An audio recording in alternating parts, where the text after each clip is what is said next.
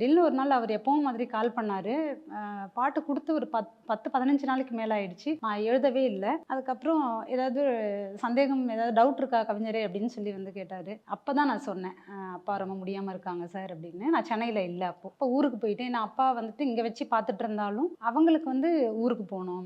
அந்த அவங்க இருந்த ஊரு, அவங்க அவங்க ஃப்ரெண்ட்ஸ் எல்லாருமே அங்க இருக்கிறாங்க. அப்படி நான் மட்டும் தான் சென்னையில இருக்கேன் எங்க வீட்ல.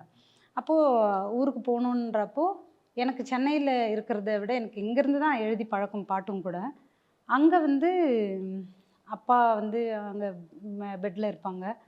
அந்த நான் முன்னாடி இப்படி உட்காந்துட்டு, அப்பா அப்படி பார்த்துட்டு இப்படி உட்காந்து அப்படிதான் எழுதுனது பாட்டு.